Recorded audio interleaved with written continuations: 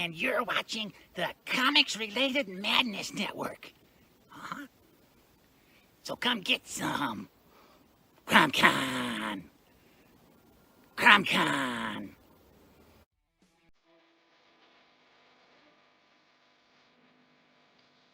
If you're a fan of comic books and comic book conventions, Daytona Beach Comic Con needs to be on your list of must-attend events. It's a show that actually focuses on comic books. Imagine that! This year's event is happening on Saturday, September the 6th, and Sunday, September the 7th. Silverline creators will be there, so we'll see you at the show. There's a new convention in town, and it's sure to be mega fun without the mega expense. Comics, toys, collectibles, pop culture. ShadowCon, Saturday, February 1st, 2025, in Orlando, Florida. Silverline creators will be there, so we'll see you at the show. If you find yourself in the Orlando area, and let's be honest, doesn't everyone come to Orlando for the House of Mouse? Head over to Coliseum of Comics to get your comic book fix. Be sure to check out their location on East Colonial Drive, where they carry a wide selection of independent comics, including Silverline books. Stop by and don't forget to tell them Silverline sent you.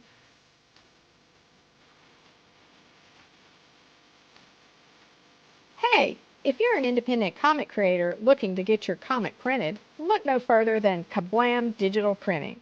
They print our comics and do a fantastic job. They can even print special edition covers.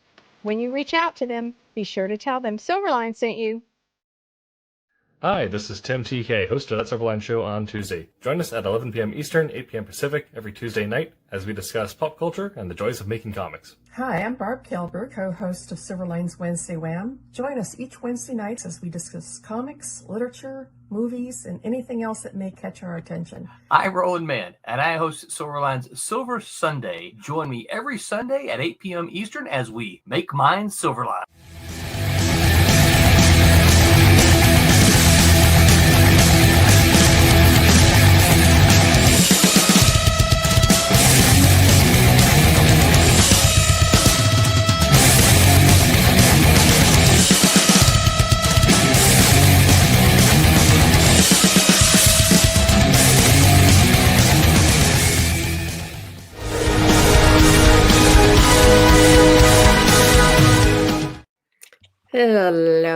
Hello, everyone.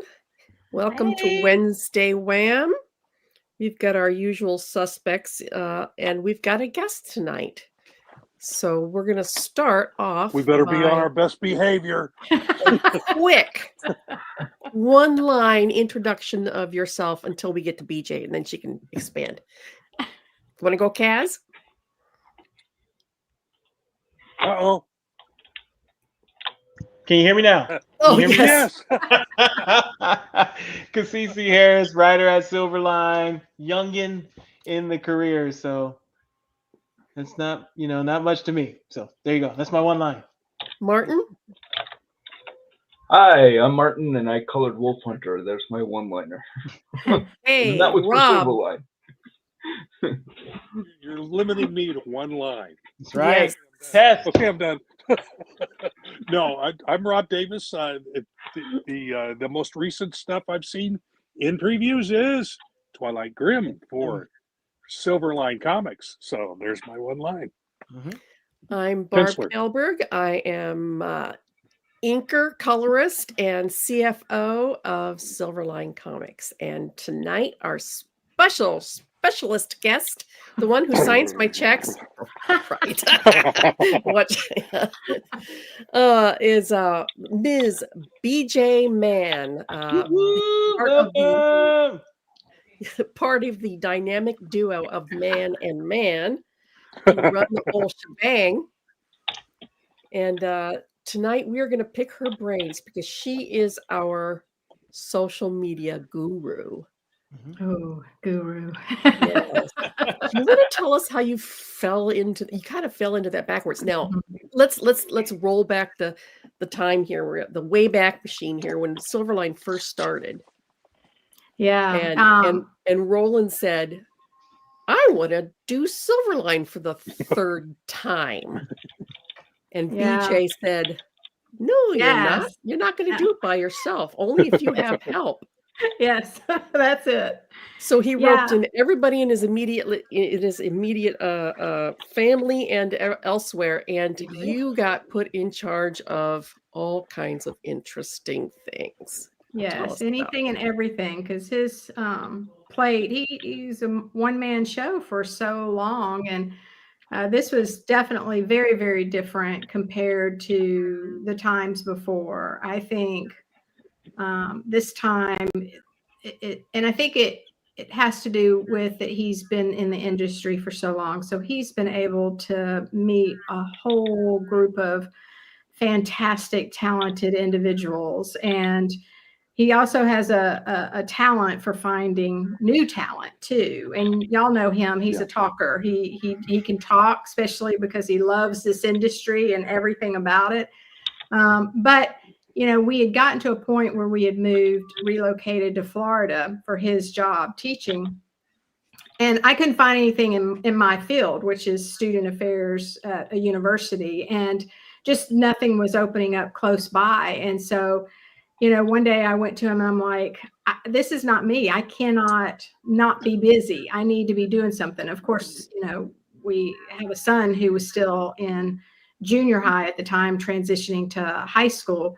And that kept me busy, but it's still, I wanted more. And so I just went to him. I said, put me to work. I see how much work and time and energy you put in. Let me lighten your load some. And so I just started taking things a little bit at a time. And yes, we did our daughter to start. She actually started out doing the social media side of things. And then our son started doing kind of the IT support help with the streaming and things like that.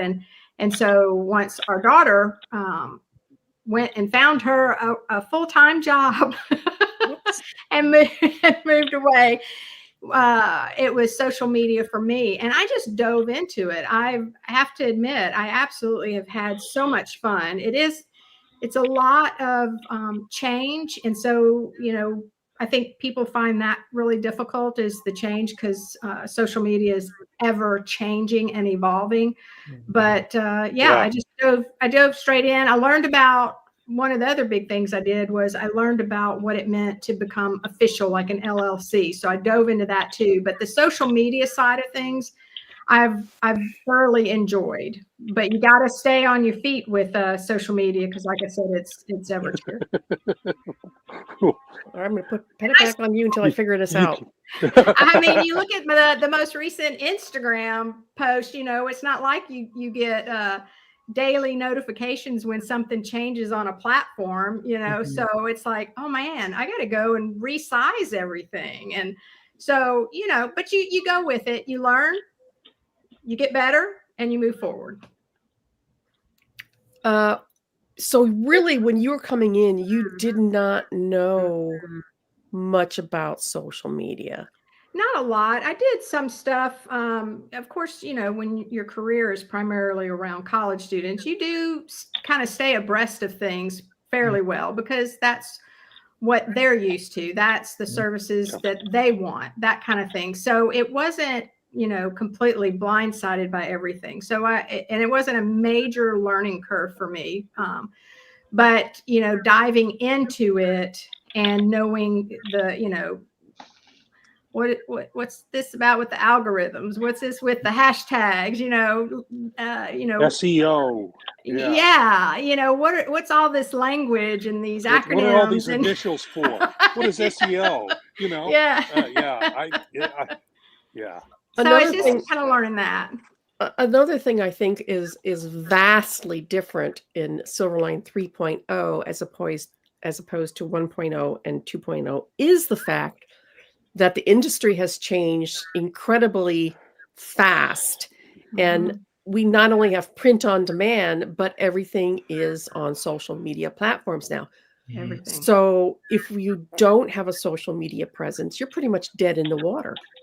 You really are. And I know that, you know, that's something that with our Silverline folks, you know, I think at one point in time we had counted just a little over 60 creators. And Some of those are comfortable with social media, but then there's those that just haven't ever had to worry about doing that kind of thing. And that's when I had created the group that I did to try to share and teach a little bit at a time, because everybody learns differently too. I even set up, there have been many video conferences where I've set up and tried to help creators to be able to know, okay, what do you need to do here? What kind of questions do they have? Because that's really where you need to start off. And sometimes they don't know what questions to ask. So you just kind of have to be flexible. You don't know what you don't know. Yes, exactly. So it, and just kind of teaching along the way, because in this day and age with so many industries, you need to be able to know how to navigate social media to some degree. And you don't have to go all out like some folks do that have every single platform that is out there that they're a part of. What I try to encourage folks to do is try like 2 platforms. Start out with that first. Start out simple, because if you try to go all in, not everybody, but a good majority are going to be burnt out and they're going to feel really, really stressed. I used to be a lifeguard. When you first start learning how to swim, you don't jump in the deep end of the pool. I have you're gonna drown. I have something like 11 social media platforms, and I found out I was only using maybe 4 of them. So, Yeah, because there's always one popping up here or there, and some of them have been successful, some of them haven't, and I know that people want to try to kind of spread their wings as wide as they possibly can, but that's not necessarily always the best approach to take. It's like setting yourself at being on a firm foundation, and then you can build upon that. Yep. Go ahead. I'm sorry. I was just going to say, at the end of the day, you've really, really, really got to practice giving yourself some grace. I know what's intimidating, at least initially, is you can make a quality post. Do you think that for the beginner, they should be worried about like how good their post is and will it go viral, or do you just suggest that they just make genuine kind of content, put it out there and see what happens? Or how do you suggest like starting? The latter. You, Kaz, I would suggest putting your cat on, because that's just instant clickbait right there. Oh my God. Yeah.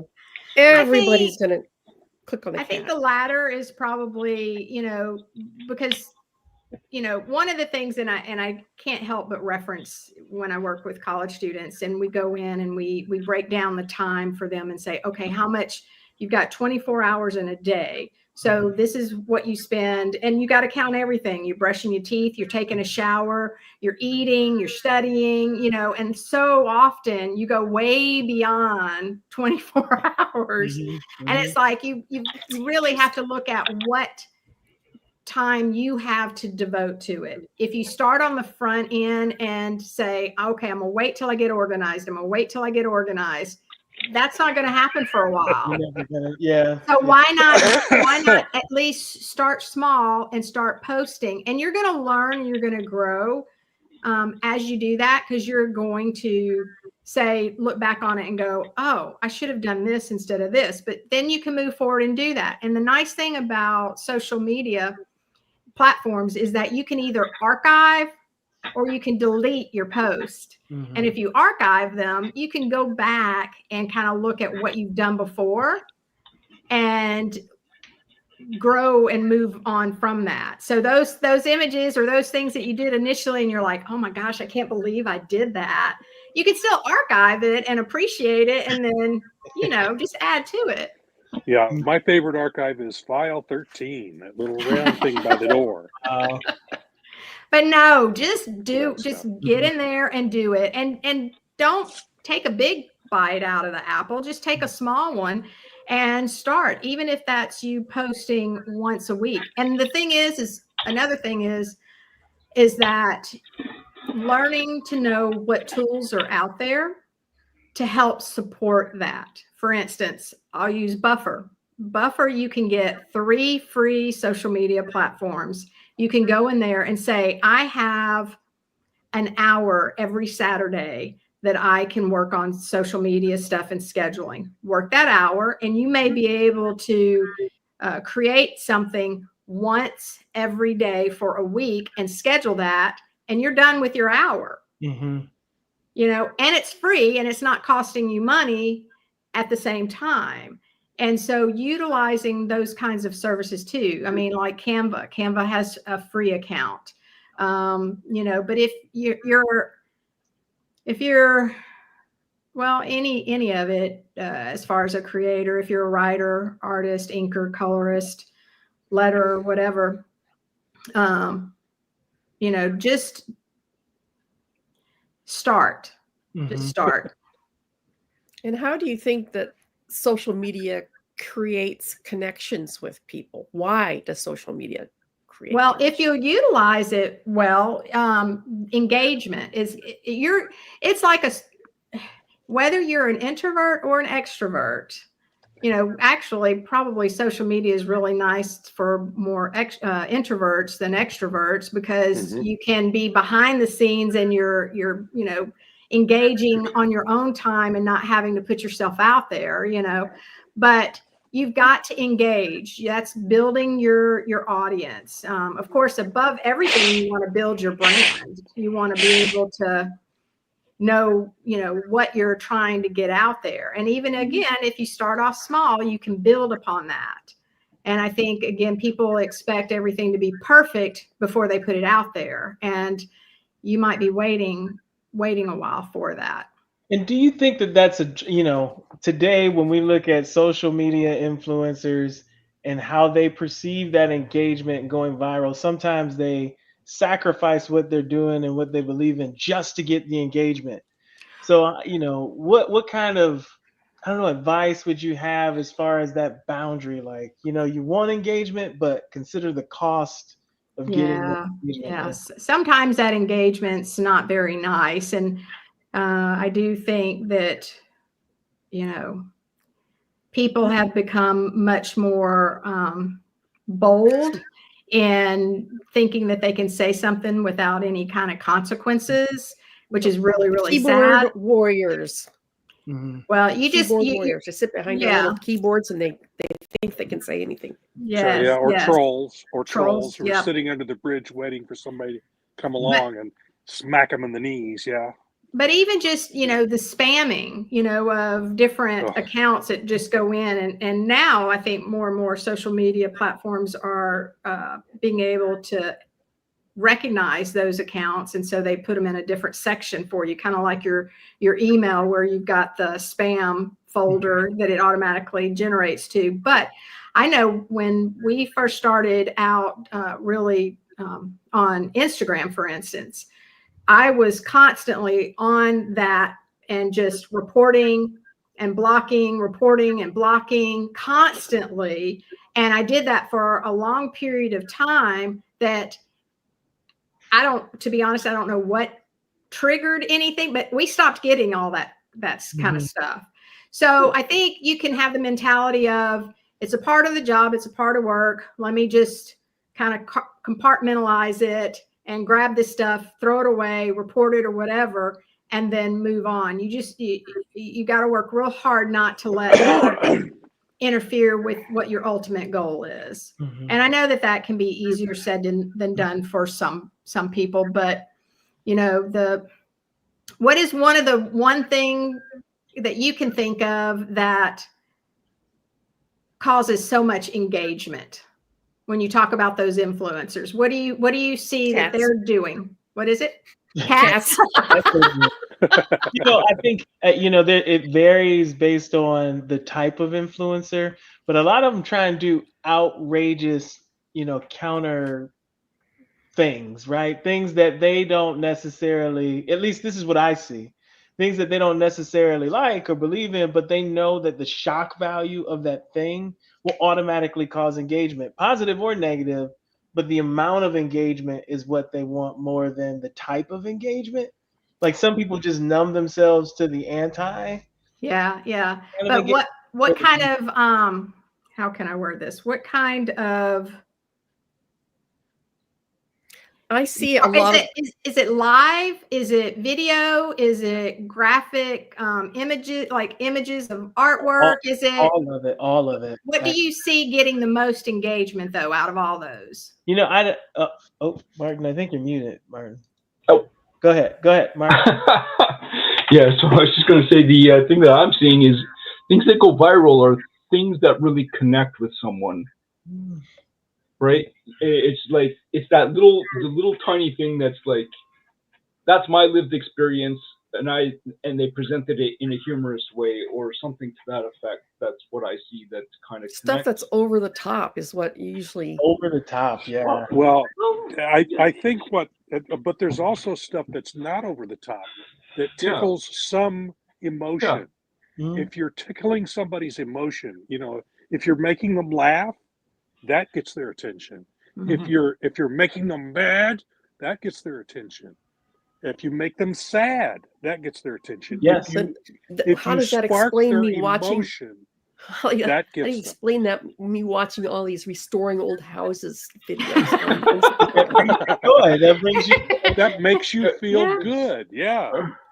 But I guess what I was trying to get at is the biggest thing is video recording is that is going to, and I think that's been really, really hard for a lot of creators, because I'm almost like a broken record saying, I need footage. I need you to, whether it's drawing or inking or even a writer, being at your desk, typing up, a plot or outline or something, is that it's that connection that people still want, even though they feel like they can come back and say what they want to see. You're not seeing them in the videos. You're seeing the influencer or the person that's doing the posting. And so I think that is a huge hurdle that a lot of people find hard to move towards, because your reels,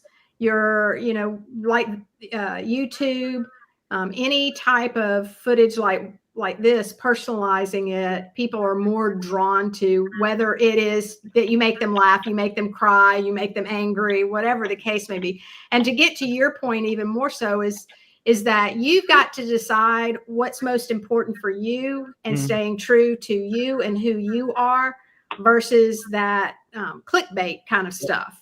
Yeah. And that only works for a while. Yeah, that doesn't work forever.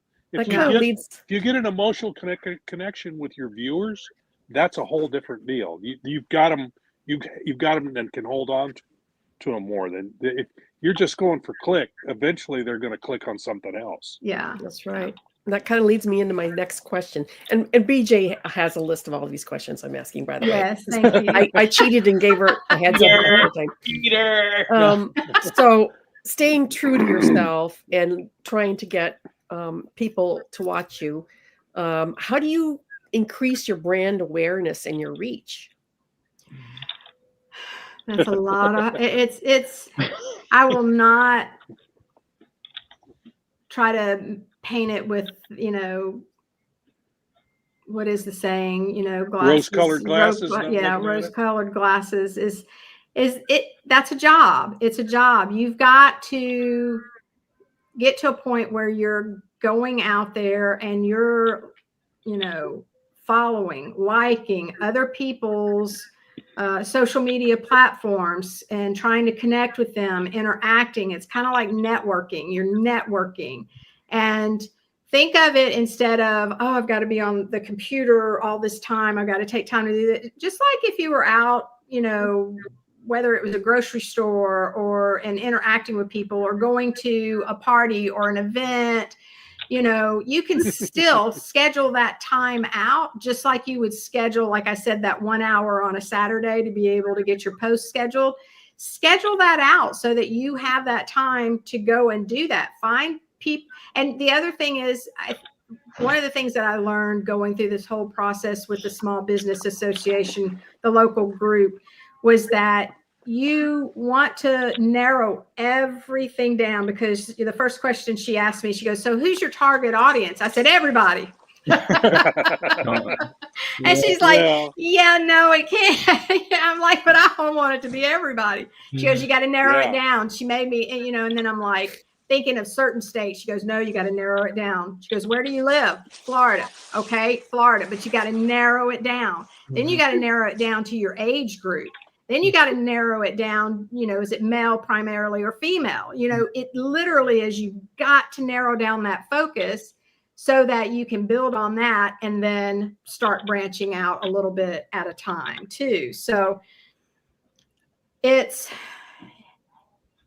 going to be time consuming, but you don't have to make it so time consuming that you're not able to do other things. You've got to budget that time out again. And that's planning on the front end versus the tail end. Because I will say, I got at the very beginning, I became very overwhelmed. I'm like, holy moly, this is, how many platforms are we on? And, you know, talking with Roland, what do you want me to do? How often do you want me to do this? And, you know, but when we, you know, just within no time, we were up on our platforms by over 700%. I mean, it was, hi, Geek Man.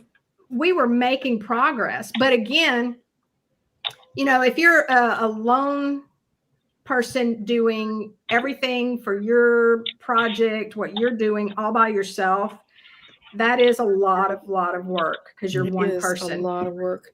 But if you have a group like we have Silverline, and you have all of these creators, and if, you know, joining forces and say, for instance, you know, Divinity comes out, well, you're making your post, we're all sharing that post, we're liking that post, we're engaging, then the algorithm is like, woohoo, this is some activity going on. Right. You know, you keep that momentum going, but people have got to understand they've got to do that.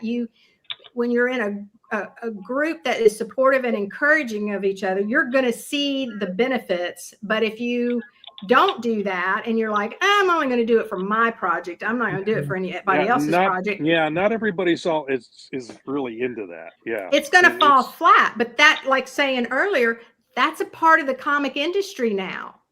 That with the way things, social media is here. Social media is here to stay, and unfortunately, you know, some people are going to have to make those difficult decisions of, do I want my projects to be successful or don't I? Right. And along that line, how does using analytics and insights help you towards that? You know, and people, if you don't like math, that's okay. You don't have to like math. You can look at it very simply.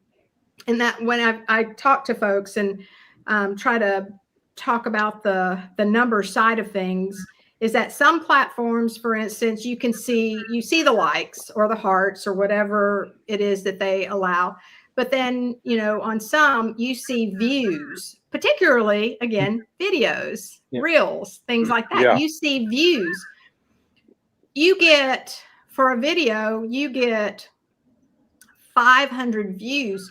You've reached 500 people. Keep that momentum going. You may only get 2 likes, but you look at those views, you know, not everybody's going to take don't take it like nobody likes what I'm posting because you've only got 2 likes. That is not the case at all. Yeah, YouTube, I think, even breaks it down by how many hours or minutes they've spent watching it as well. I've looked at some of those analytics. Yeah, because you can monetize that once you have so many views. Yeah, if you get a certain amount, you can monetize it. Twitter can tell you how many times somebody has read your post. Right. Yeah. You know, I mean, and Facebook, you can sign up for a pro Facebook account, which I have, which gives you analytics on who's read and clicked on things. Yeah. So a lot of the social media platforms have analytics, which will tell you how successful any particular post is. And I suppose if you're super anal about it, which I have not been, you can keep track of what's working and what's not. Yeah, you can. If that's something that's helps you to guide what your content is and what you post and not post, because you could simply post a video and it just, because of the time that you posted it. It may not be that optimum time frame for that particular platform. There's a lot of that goes into it too, is that every single platform is different as far as what the optimum time is to post something for more views. And so knowing that and understanding that will also help you as well. But like, for instance, Buffer, if I have my 3 social media platforms, it's going to give me all the analytics, all the data in that one spot, so that you don't have to. Because in the very, very beginning, what I was doing, because Roland wanted to keep up with the numbers, is that I created a spreadsheet, and I had how many views, all that kind of stuff for every single platform. And I would report that. He wanted a report every week. And so I was reporting it every week. Well, then it got to a point, and it was like, but it was good information to have, but that is time consuming. But then we got to doing it every month, just to kind of see where things are. You know, that's where even just recently with YouTube, with the Sunday, Tuesday, and Wednesday Silverline streams, oh my goodness, the number of views. I mean, that is fantastic. I don't know if y'all know the numbers across the board, but you got to combine them all, because you're on Facebook, you're on Facebook, you're on Twitter, you're on YouTube, you're on with the Madness Network. Thanks, Pops. You're on Rumble. You're on Pops channels too, as well as Silverline social media outlets as well. And you know, Sunday night, it wasn't this past Sunday night, but the one before that, I think they got right up at 100. You know, so it's building on that foundation you have laid, and it takes time. It's not an instant overnight sensation that just happens. That does happen, but those are rarities. So stay the course and keep building. And I want to thank you, because you had such a healthy perspective on what you said earlier. Just because you get 500 views and 2 likes doesn't mean that your stuff is crap and people don't like it. So when you look at data in that way, don't interpret it automatically as the negative and you should stop, right? Exactly. Things up, but stay the course. Yeah. So thank you. That is a very encouraging thing. You're welcome. But so many people weren't looking at it like that. And when I would meet with them and talk with them, they would say, but BJ, I got 1 or 2 likes. And I'm like, and I'll pull up their social media so that I'm looking at it too. I'm like, but yeah, you got like 500 views. That's huge. So that's a major positive for you. Yep. So it boils down to consistency as well. So a lesson we can learn from the music industry is there was a band out of Toronto, and I believe they were called Philly Talent. And all of a sudden they exploded onto the scene, and everyone's like, where did this band come from? Right?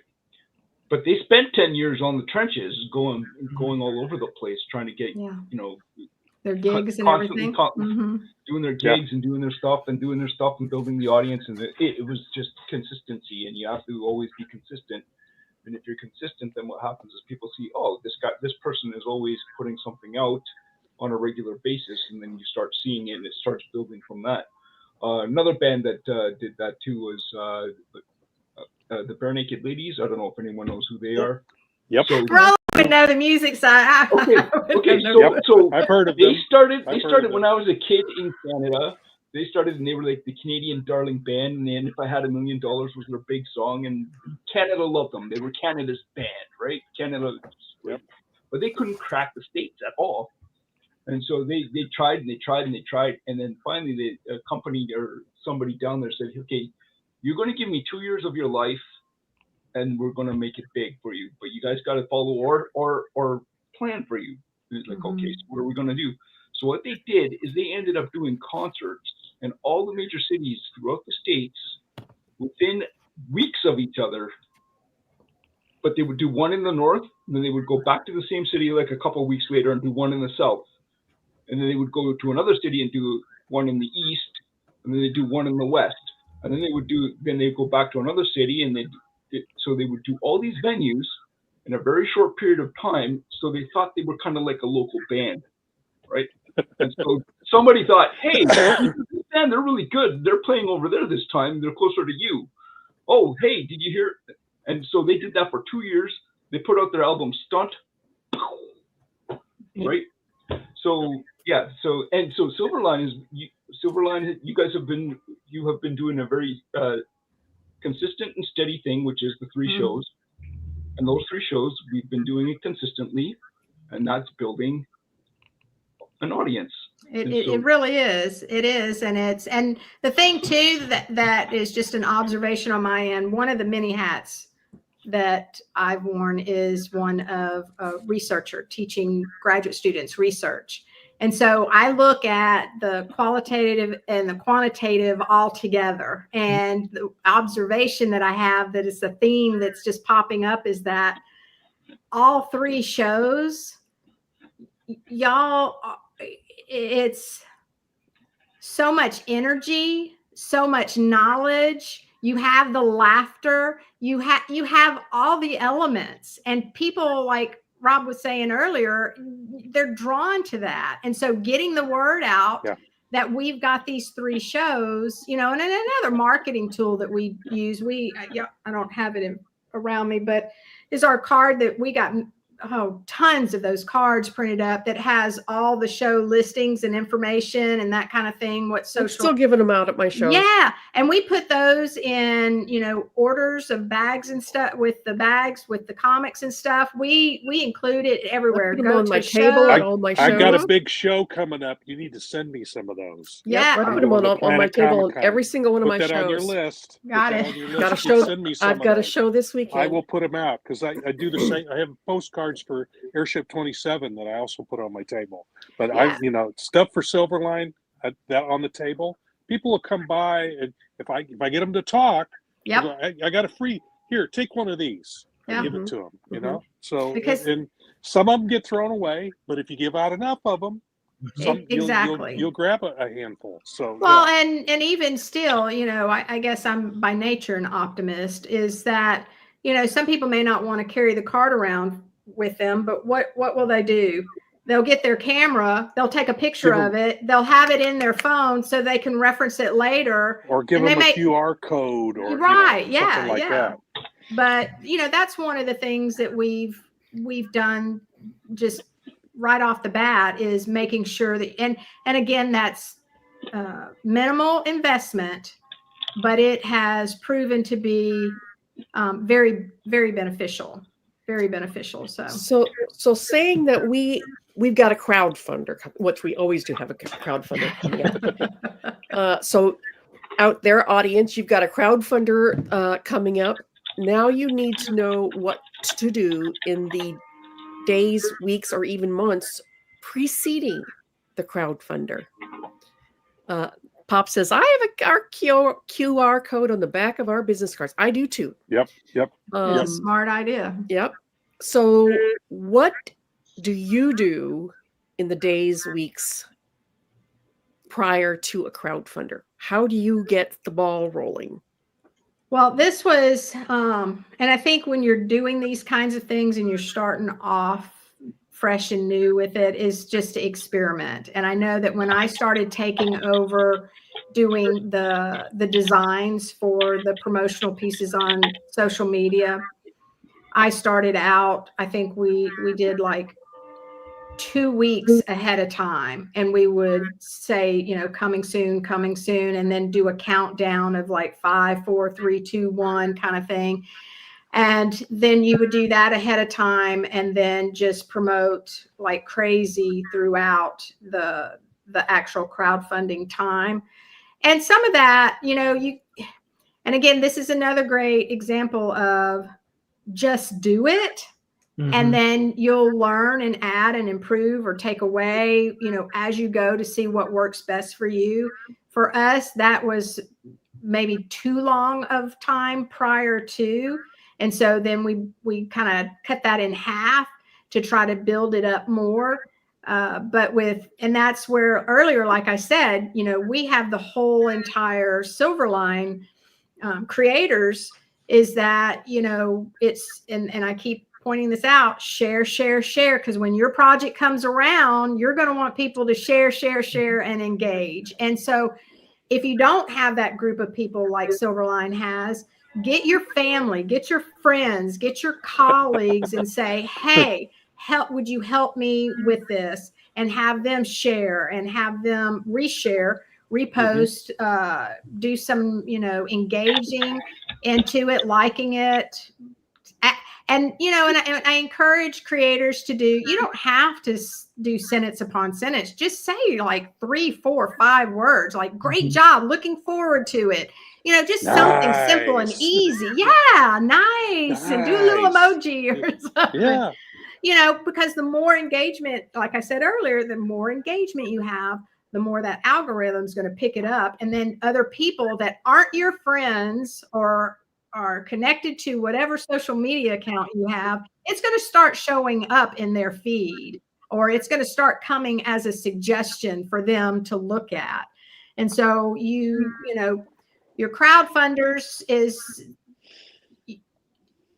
you just want to make sure that folks are aware of it as far out in advance. And again, I think Indiegogo and Kickstarter and Fund My Comics, some of them are also different and they have their variations. So you may do a teaser and say, hey, I want to get this out there because the first project was such a success. Let me just kind of do one sporadically. And then you start really just hammering it and another thing. And I think my brain, my social media brain goes everywhere, is that you can repost things, because when you, like the first post that you did, recycle that thing, repost it again, because probably if you've got, 900 people on your Facebook and that first post, you're going to have maybe 30 of your friends see it. Repost it again. I mean, what's the harm in doing that? Repost. If you want to add something different to it, a little one-liner here or there. I can tell you that at Airship 27, when we put a book out, the ones that do the best, that sell the best, are the ones where the creators themselves are on social media, and they repeat. Say they'll put up a thing about their book when it first comes out. 2-3 months later, they'll do it again. 2-3 months after that, they'll do it again. And those are the ones that consistently sell, because they're constantly putting it out there for people to see. It may only sell 3 or 4 copies, but it's selling 3 or 4 copies that it wouldn't have before, because they're consistently putting stuff out there. That's what it takes. And it doesn't take a lot. It just, every once in a while, throw it back out there, see if it works again. So this question below now is Pops needs some advice. Oh, that's Geek Man. Geek Man. Oh, it's Geek Man. Yeah. Any suggestions for this old podcast? I'm hear you on consistency, but I don't exactly have a team behind me. So how does he? You're a one-man show, is what you're saying. Yeah. Yep.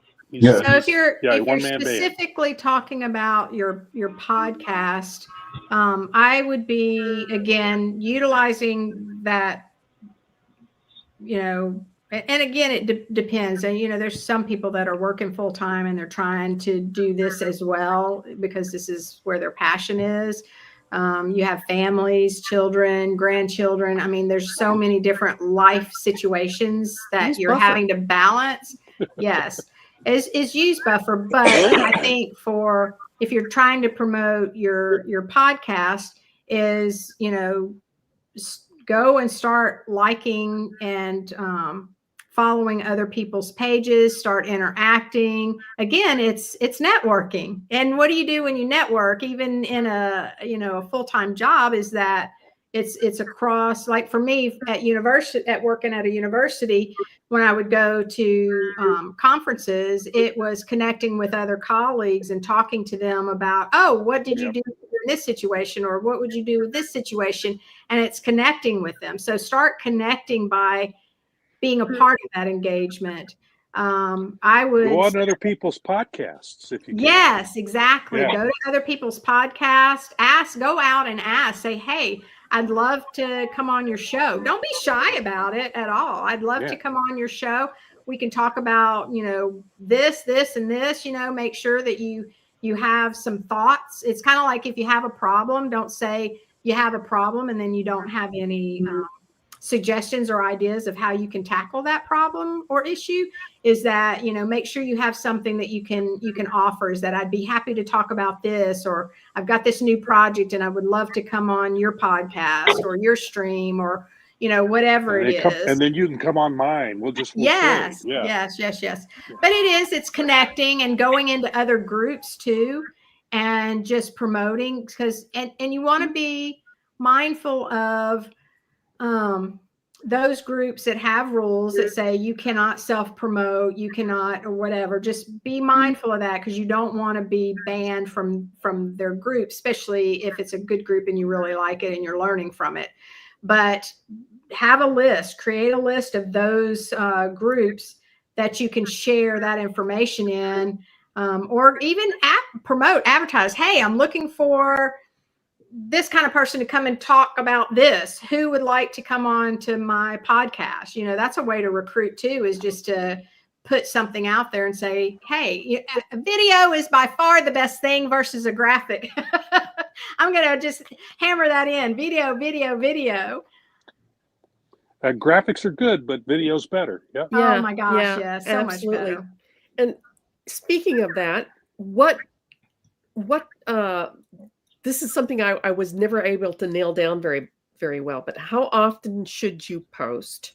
How many hashtags should you use? And what length of videos should you use? It all depends on what platform you're on.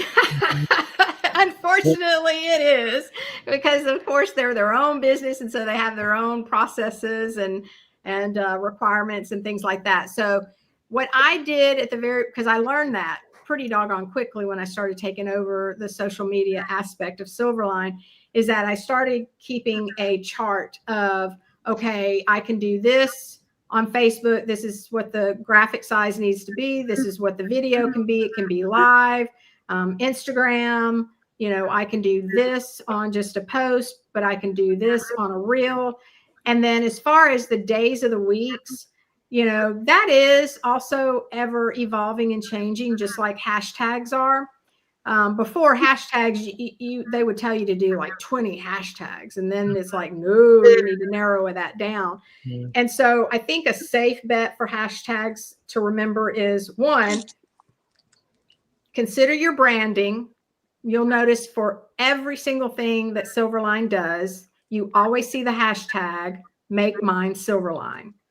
So, yeah. So, and like, on the streams too, like when you have special guests and I go in and do hashtags for those, I'll do the special guest name. So do your name, like when you've got a project going out, make sure your name is in there, make sure your project name is in there. And then anything that it relates to.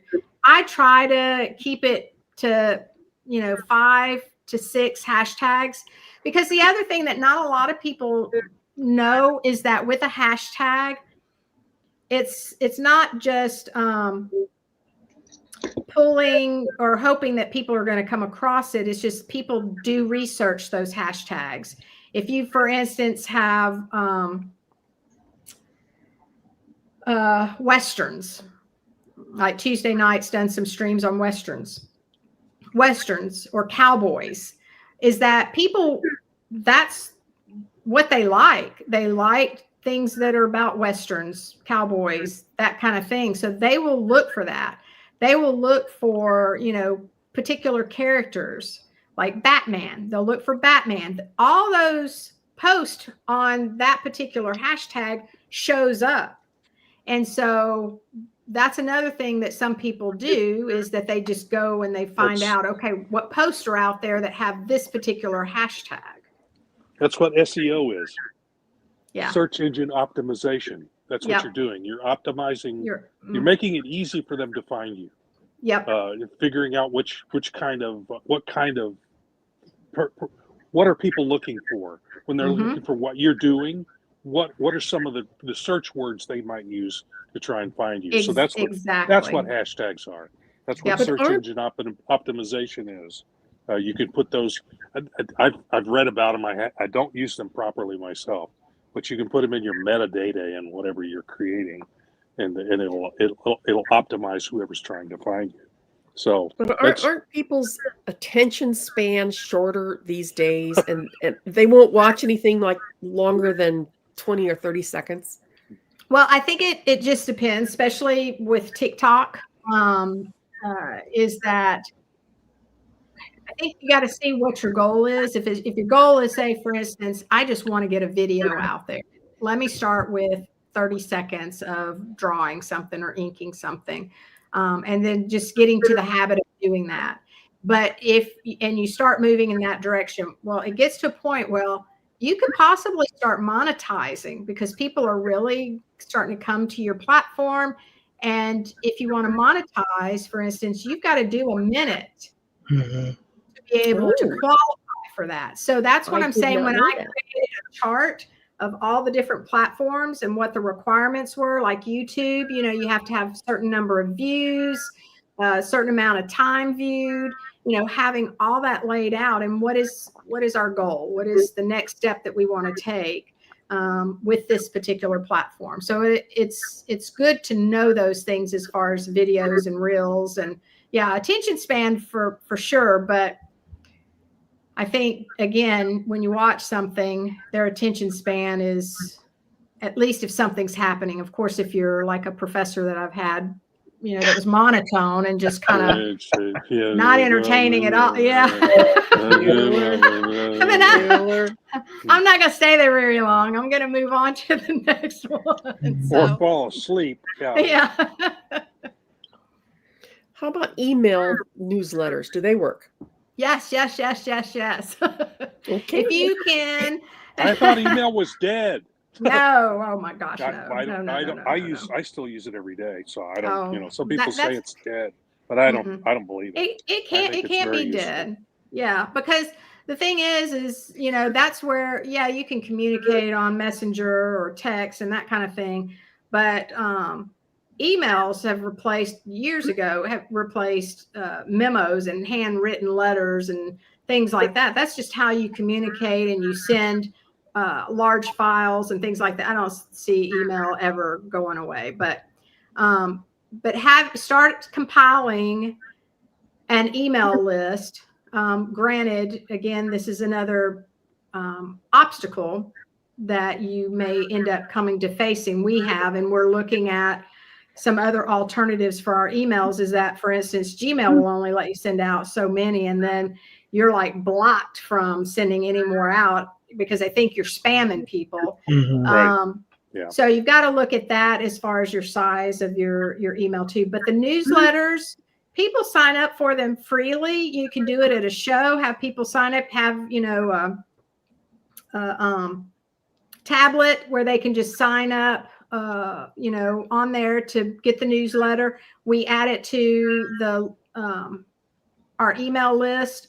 And make sure you're regular with your newsletters too. If you're going to do it once a month, do it once a month. Make sure that you're getting that information in that you've told them that you're going to send, like updates on projects, what's been going on in the industry, if you want to write on a particular subject, but stay active with it. And those emails do not have to be a book. Just touching base with them and giving them new information of what to look forward to is enough. Yeah, exactly. But that is, hey, the more emails that you can compile and have, the better. Yeah. Any questions? We've got 6 minutes left. So any questions from you guys? Kaz? Did you run out of Why me? Why? No, I have more questions, but I don't want to hog them all. I think the most important thing that I always want to get out is for the up and coming people like me, the people who want to get out there and just removing the barrier of intimidation, right? Like that's why a couple of the things that you said really resonate with me. It doesn't matter, just start, just do. Don't interpret everything negatively. Just do and refine as you go.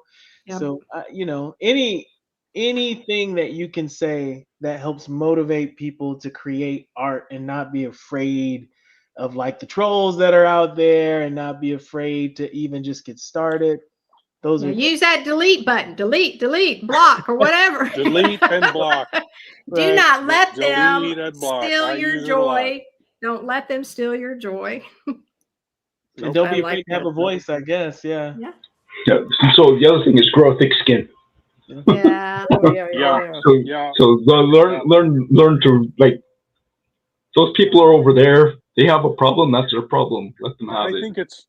think it's important to definitely start and maintain a positive attitude. He's Yep. biased. He's biased. Yeah, because I was wondering if you he know, was going to come on. nobody likes Debbie Downer. No, You got to be positive. yes. And when you run into one of those negative folks, just kind of go and Yeah. get rid of it, because Yeah. you I mean, don't need it. You I don't guess- need it. I guess take if it's constructive criticism, Mhm. Yeah, read it. But if Mhm. it's criticism that's just like you're ugly or you sound stupid, and your mother dresses you funny. Yeah. Right. There I go. Thanks. We've talked yeah, about yes. all of these things that you should be doing. Is there one or two big don'ts? That's a good question. Well, like I think I said earlier, don't not do it. You've got to start somewhere. I would say, gosh, I don't know if there really are. Don't any engage the don'ts. trolls. Well, yeah, I mean, Don't you don't feed the need trolls, as they don't say. feed them. Yeah, don't feed them. Don't feed the trolls. No. don't like a couple of things in there. When I said don't take too big of a bite out of the apple too, is just, pace yourself. You don't have to do it all at once. And so often people that I've worked with have said, I've been meaning to do this for a year. I've been meaning to do this for 6 months. I've been meaning to do this for, and I'm like, well, let's do it now. Stop putting it off. And how else are you going to know until you get out there and you dip your big toe in the water? You don't have to put your whole entire foot in there, but at least take some steps to move forward. So it's just, I think, and social media platforms can be intimidating to some people too. Big and time. Big just time. again, if you start off, then just start off with one and go in, 100% on that one, and make sure you're posting regularly. I know which way we go, and on my backdrop little thing here is, create yourself a content calendar. Strategize. And all you have to do is just print out a calendar and say, Mondays, I'm going to post about this. Tuesdays, I'm going to post about this. And that's another thing, is that not only timeline is a factor. Like if you post at 10 a.m. versus 10 p.m., it's also the day of the week. Mondays, people are just coming off of their weekend. So you're getting a little bit of folks looking at their social media. Tuesdays, Wednesdays, and Thursdays are fantastic. And then Fridays and Saturdays and Sundays, this is people's weekend. So you can never, ever, ever tell what they're going to do. And, it's just human behavior. And so, don't sweat the small stuff. If that stuff stresses you out, like I got to post on this day at this time, don't do it. Just do it. Just post. And it'll come. I always figure people are going to be sitting around on a Sunday evening going through their phones. I always figured Sunday evenings would be a good time to post, but that's just my own personal opinion. Because I sit there on Sunday evenings and scroll. You've got I tell folks, everybody's got an opinion. Even the platform folks that come out with this stuff, they have an opinion. But get the wheels moving. Do if Sundays work best for you, do Sundays. At least get started and start getting into a habit and a schedule and being consistent with your posting, being consistent with your engaging is going to be so important. And I want to say this real quick for any artist that's whether you're pencils, inks, colorist, get you an inexpensive arm where you can put your iPhone and record yourself. Right there. Yes. Right and there. Download it, put it in Dropbox, put it in wherever it is on a flash drive. get some footage and put that out there. Put some music behind it if you don't want to talk, or talk about it and just say what technique you're using, or why you're doing this and why you're doing that, or talk about how you learned to do this particular thing. Get some footage and then break those up, chop it up, and use that as your post. Doggone it all. And there's plenty of free video editors out there you can use too. Oh my gosh, yeah. Don't just record something and throw it out there. Edit it. Cut the silly stuff out, or the stuff that doesn't work. You may have to shoot it 3 or 4 times to get it right, but you edit it. I just did one for the project that we're gonna do next week. I did one of the penciling that I did, and it took me 20 minutes to draw that. But if I edit it, I shrank it down to like 4 or 5 minutes. So I'm going. But you need to do that. I threw some music behind it too. But yeah, you got to edit it. If you just leave it raw, it'll work, but it won't work as well. You need to edit it down. Yeah, and if you're not a talker, like just put music behind it. That works really well too. You can use your words in the actual post of what you're wanting to get across. Don't make it a book. Just kind of 2-3 sentences at the max. But you can do that too. And Canva, if you pop in for free, you can pop in a video and cut it down and add some free music to it. So that's another freebie right there, is to be able to get, if you want, 60 seconds or less kind of thing, depending on what platform you're going to post it on.